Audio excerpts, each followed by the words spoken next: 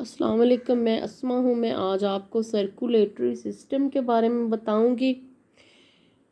तो जो हमारा सर्कुलेटरी सिस्टम होता है वो मुश्तमिल होता है हार्ट, ब्लड वेसल्स और ब्लड के ऊपर मुश्तमिल होता है।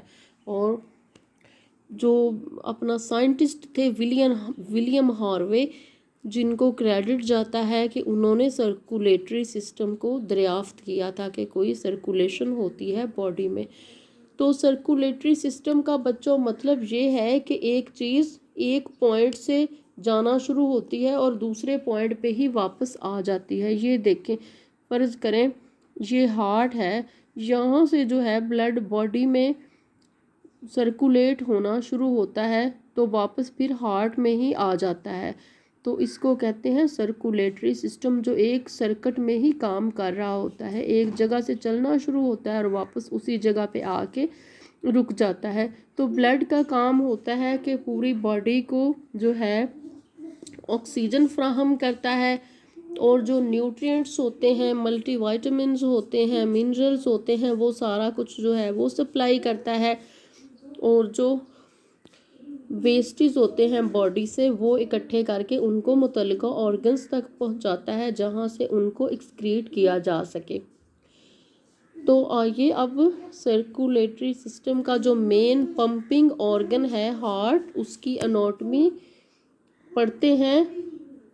तो जो हमारा हार्ट है वो एक पंपिंग ऑर्गन है जो बॉडी में ब्लड को पुश करता है।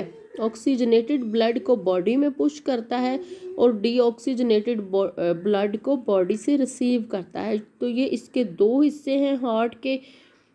ये जो है राइट पार्ट है और ये लेफ्ट पार्ट है। तो बच्चों, जो राइट पार्ट होता है उसमें डीऑक्सीजनेटेड ब्लड होता है, यानी कि बॉडी से जो ब्लड आता है वो सारा उसके राइट पार्ट में मौजूद होता है। और लेफ्ट पार्ट में जो साफ खून होता है जो फेफड़ों से आता है। तो बच्चों, सबसे पहले मैं आपको बताती हूँ कि जो पूरे जिस्म से ब्लड आ रहा होता है वो, ये उससे पहले मैं आपको ये बताया नहीं कि दिल के जो होते हैं 4 खाने होते हैं। ये ऊपर वाले खाने होते हैं, इनको हम एट्रियम कहते हैं। एट्रियम, ये राइट एट्रियम है और ये लेफ्ट एट्रियम है, और ये राइट वेंट्रिकल है और ये लेफ्ट वेंट्रिकल है। तो बच्चों, जो बॉडी से ब्लड आ रहा होता है उसको हमेशा जो एट्रिया होते हैं वो रिसीव करते हैं, और जो हार्ट से ब्लड जा रहा होता है वो वेंट्रिकल से जाता है। तो देखिए, सबसे पहले पूरी बॉडी से जो डीऑक्सीजनेटेड ब्लड है वो यहाँ पे आ रहा है, राइट एट्रियम में आता है। तो राइट एट्रियम से फिर जो ब्लड होता है ये राइट वेंट्रिकल में चला जाता है। तो राइट एट्रियम और राइट वेंट्रिकल के बीच में एक वेल्व लगा होता है जो ब्लड के बैक फ्लो को रोकता है, यानी कि ब्लड एट्रियम से जो है वेंट्रिकल में चला जाता है लेकिन वेंट्रिकल से वापस एट्रियम में नहीं आ सकता। तो बच्चों, अब यहाँ पे ब्लड आ गया पूरी बॉडी से, राइट एट्रियम में आया, एट्रियम से जो है वाल्व के थ्रू वेंट्रिकल में आया, और वेंट्रिकल से जो ब्लड है वो गया लंग्स में। तो लंग्स में बच्चों जो ब्लड की प्यूरिफिकेशन होती है, जो इसमें गैसेस वगैरह होती हैं वो अलग हो जाती हैं और ऑक्सीजन इसमें शामिल हो जाती हैं। तो ये जो प्यूरिफाइड ब्लड होता है, अब बॉडी के बाहर से ब्लड आना है तो जाहिर सी बात है फिर एट्रिया में आएगा, तो फिर ये जो है लेफ्ट एट्रियम इसमें आएगा।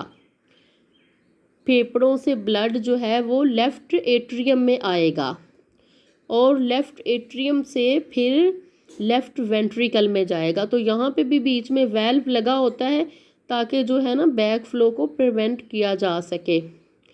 तो अब ब्लड आ गया लेफ्ट वेंट्रिकल में, तो ये अब बॉडी को ऑक्सीजन सप्लाई करने के लिए रेडी है। तो ये अब एओर्टा के ज़रिए जो है बॉडी को सप्लाई कर दिया जाता है ब्लड। तो ये पूरी बॉडी को ऑक्सीजन और न्यूट्रिएंट्स वगैरह सप्लाई करता है, और फिर बाद में जो है ये यहाँ पे पूरी बॉडी से राइट एट्रियम में आ जाता है, यानी कि ये इसका सर्कल जो है मुकम्मल हो जाता है। मुझे उम्मीद है कि मेरी इस छोटी सी वीडियो से आपको सर्कुलेटरी सिस्टम को समझने में मदद मिली होगी। अल्लाह हाफिज़।